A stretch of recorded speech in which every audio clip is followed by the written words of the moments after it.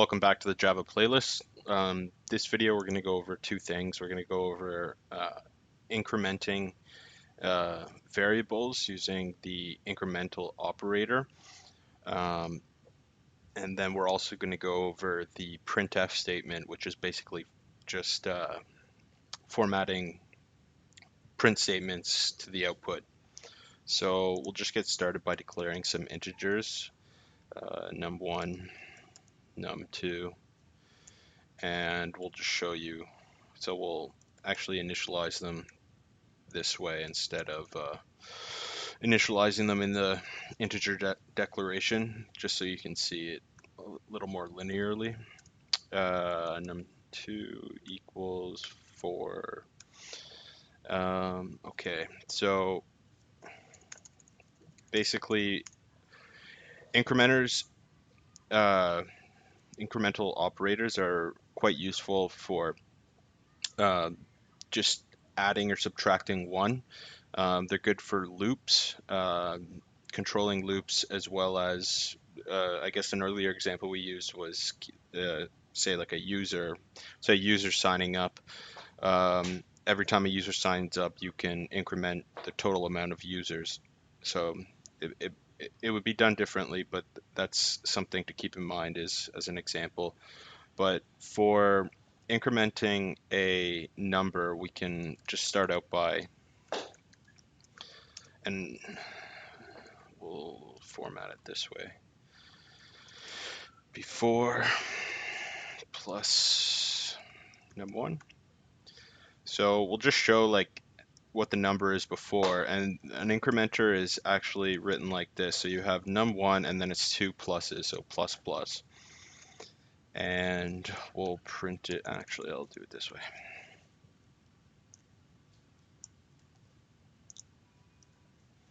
And after. So we'll run that just to show you. So before 1, and then it's num1 plus plus, and after 2. So it's just incrementing it by 1. And what we can do now is show the minus minus. So exact same thing, except we are putting in a minus sign. So this decrements it, sorry. It's a tongue twister word for me. Num2 minus minus. So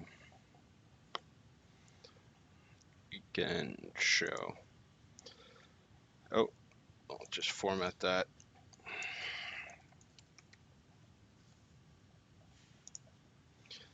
So that's the old num1, 1 to 2, and we have 4 going to 3. So you can keep doing this, and you can also actually put the pluses in front. So this, it's assigning, and then it's assigning, and then it's incrementing. And for this, it's incrementing and then assigning to the variable. So it should end up just staying the same. Or, sorry, it should be incrementing by 2. So what's happening is it's num1 is 1 plus plus equals 2, and then it's going plus plus and then reassigning it. So you'll see that people use it before and after. There are different reasons as to why you might put it before, and then you look here and we've just minus 2 in a row. So that's just another way of just adding or subtracting 1 without actually doing an addition statement, which would be something like num1 equals num1 plus 1. Oh, I'm all over the place this video.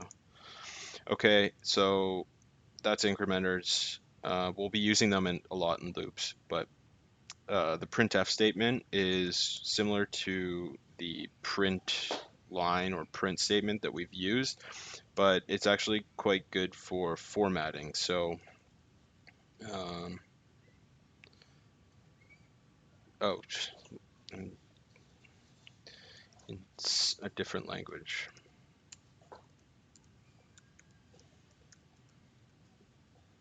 So system.out.printf, and what is happening is you're having a sentence format. So the number we are inputting into this sentence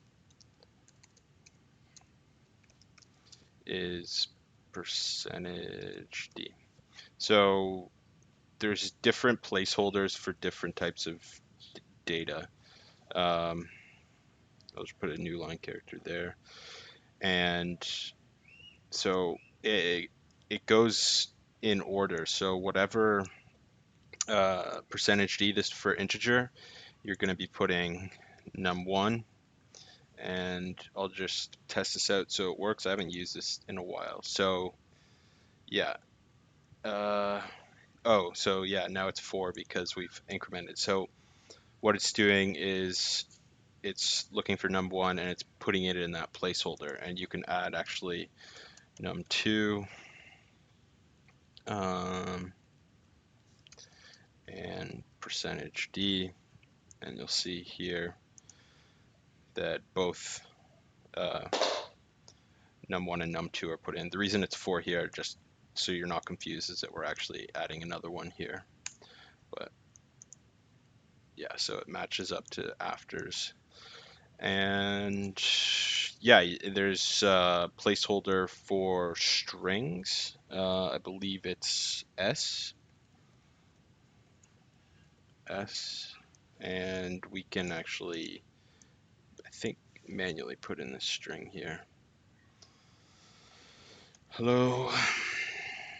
I'll just get rid of that first to test it. You can obviously set that hello to a variable itself.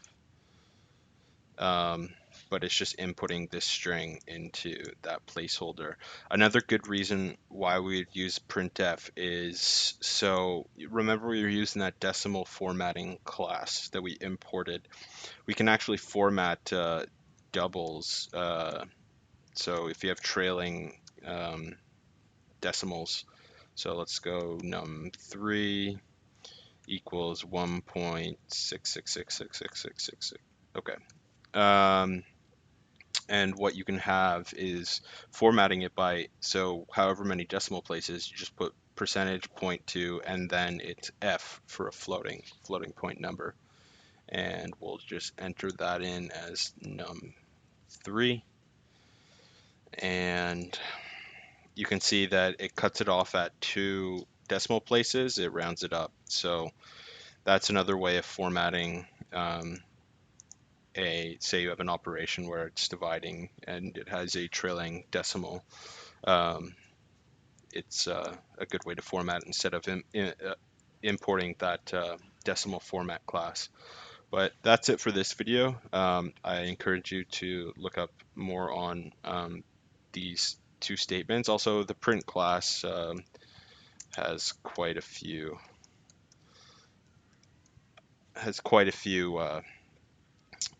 methods if you look here. And yeah, and for incrementers, there's many uses for them, and you'll see them later as we go on. But hopefully this helps, and thank you for watching.